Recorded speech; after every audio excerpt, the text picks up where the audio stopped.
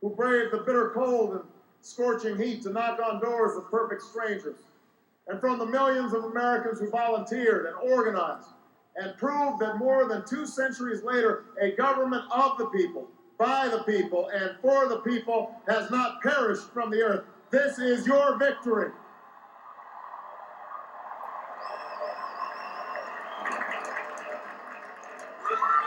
Now, I know you didn't do this just to win an election. I know you didn't do it for me. You did it because you understand the enormity of the task that lies ahead. For even as we celebrate tonight, we know the challenges that tomorrow will bring are the greatest of our lifetime. 2 wars, a planet in peril, the worst financial crisis in a century.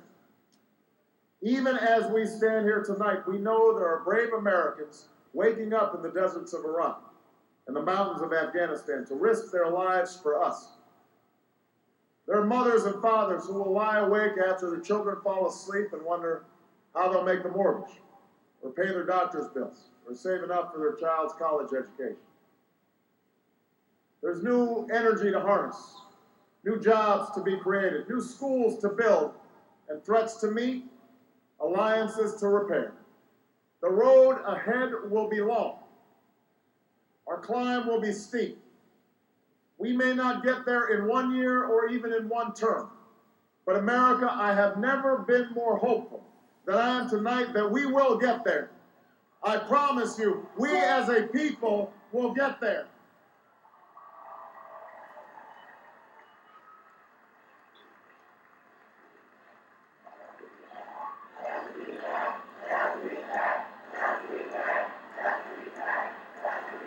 There will be setbacks and false starts. There are many who won't agree with every decision or policy I make as president. And we know the government can't solve every problem. But I will always be honest with you about the challenges we face. I will listen to you, especially when we disagree. And above all, I will ask you to join in the work of remaking this nation the only way it's been done in America for 221 years. Block by block, brick by brick, calloused hand by calloused hand. What began 21 months ago in the depths of winter cannot end on this autumn night. This victory alone is not the change we seek. It is only the chance for us to make that change. And that cannot happen if we go back to the way things were. It can't happen without you, without a new spirit of service, a new spirit of sacrifice. So let us summon a new spirit of patriotism, of responsibility, where each of us resolves to pitch in and work harder and look after not only ourselves but each other. Let us remember that if this financial crisis taught us anything, it's that we cannot have a thriving Wall Street while Main Street suffers. In this country, we rise or fall as one nation, as one people.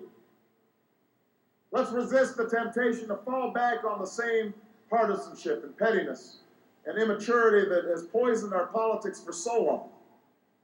Let's remember that it was a man from this state who first carried the banner of the Republican Party to the White House, a party founded on the values of self-reliance and individual liberty and national unity. Those are values that we all share. And while the Democratic Party has won a great victory tonight, we do so with a measure of humility and determination to heal the divides that have held back our progress.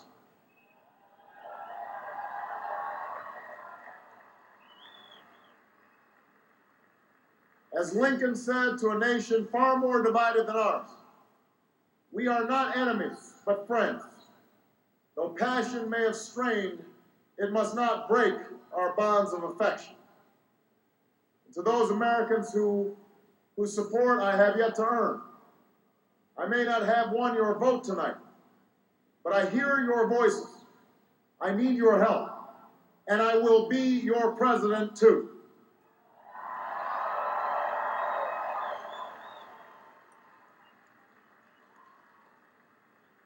And all those watching tonight from beyond our shores, from parliaments and palaces, to those who are huddled around radios in the forgotten corners of the world, Our stories are singular, but our destiny is shared. The new dawn of American leadership is at hand.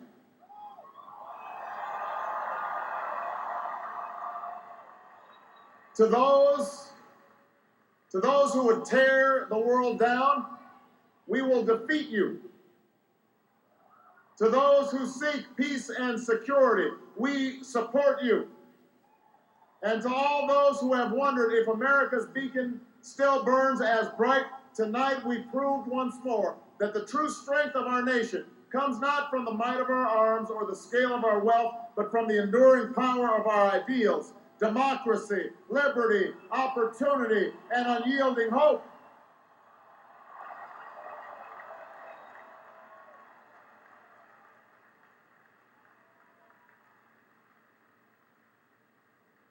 That's the true genius of America, that America can change. Our union can be perfected.